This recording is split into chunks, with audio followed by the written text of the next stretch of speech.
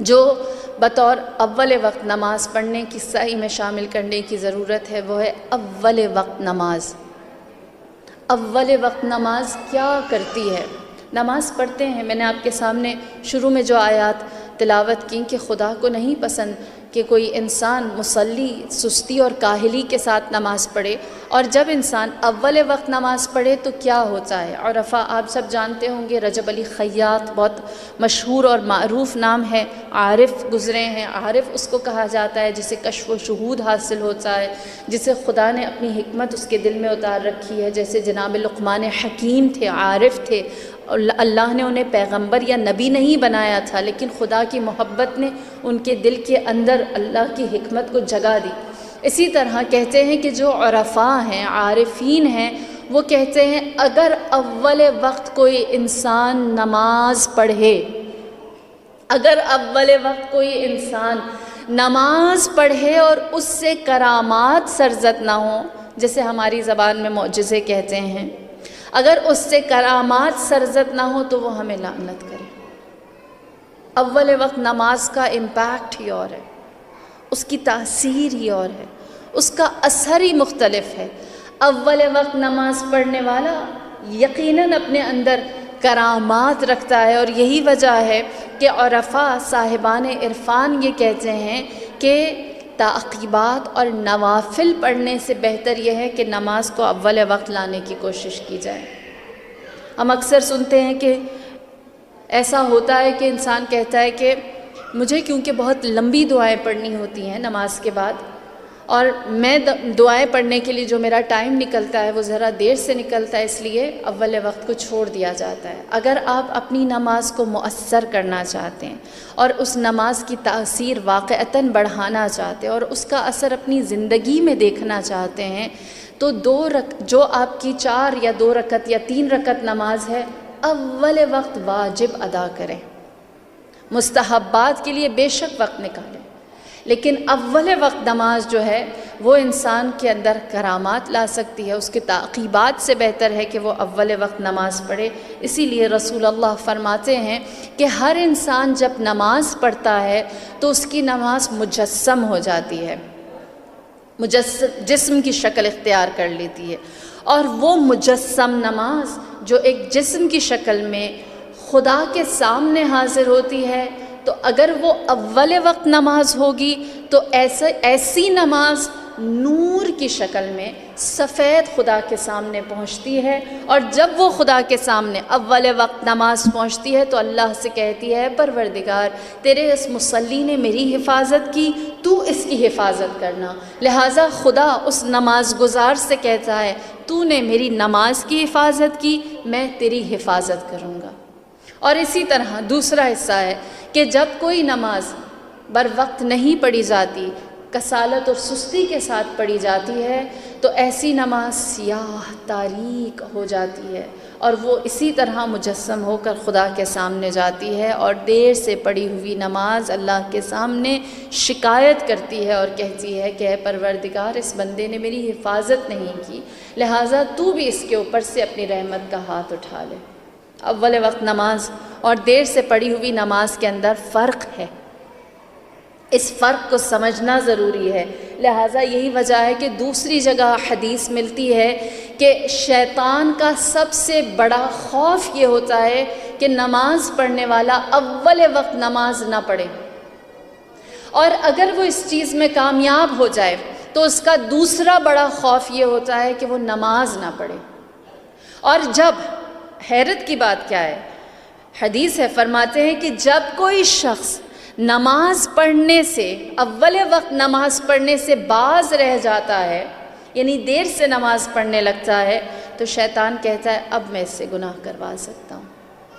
اب میں سے اپنے ساتھ گناہ کروانا کیا ہوتا ہے؟ ہم سب جانتے ہیں گناہ کوئی عمل نہیں ہے، گناہ جہنم کی جانب چلنا ہے۔ شیطان کا ہمارے ساتھ صرف ایک ہی غصہ ہے، وہ یہ ہے کہ آدم جنت میں جائے اور میں جہنم میں جاؤں، لہٰذا میں اولاد آدم کو اپنے ساتھ جہنم میں لے کر جاؤں گا۔ اور یہی وجہ ہے کہ اس بنیاد پر شیطان کوشش کرتا ہے کہ پہلے تو نماز اول وقت ڈراپ ہو جائے، اور جب ڈراپ ہو جاتی ہے تو اس کے بعد وہ کہتا ہے کہ اب میں اس سے کسی بھی طرح کا گناہ کر سکتا ہوں۔ عقل حیران ہوتی ہے کہ اول وقت نماز پڑھنے والے کو میرے اور آپ کے نبی کس طرح سے اپنی جزائے خیر کے قریب لاتے ہیں۔ فرماتے ہیں جو شخص اول وقت نماز پڑھے میں اس کا ضامن بن جاتا ہوں، میں اس کی ضمانت کرتا ہوں۔ کس چیز کی ضمانت نبی فرماتے ہیں؟ فرمایا پہلی ضمانت میں دیتا ہوں۔ آسان الفاظ میں کہوں تو رسول اللہ کہتے ہیں تم نماز اول وقت پڑھو، میں ضمانت دیتا ہوں کہ تمہاری دنیا میں کوئی رنج کوئی غم نہیں ہوگا۔ تم نماز اول وقت پڑھو، رحمت للعالمین ضمانت دیتے ہیں کہ تمہیں نار جہنم سے آزاد کر دیا جائے گا۔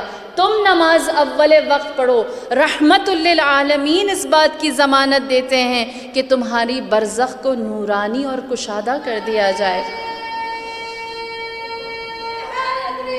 یا علی یا علی اللہم صل۔ بس یہ ضمانت خود اپنی جگہ اس بات کی گواہی ہے کہ کس طرح سے نماز اول وقت میری اور آپ کی دنیا کو سنوارتی ہے، آخرت کو سنوارتی ہے، محشر کو سنوارتی ہے۔ اور یہی وجہ ہے کہ رسول کریم فرماتے ہیں جو شخص نماز اول وقت پڑھتا ہے وہ میری شفاعت کا حامل ہوگا، اور جس نے نماز کے ساتھ کوتاہی کی وہ میری شفاعت سے محروم رہے گا۔ اور یہی وجہ دوسری جگہ امام حسن عسکری فرماتے ہیں کہ جو شخص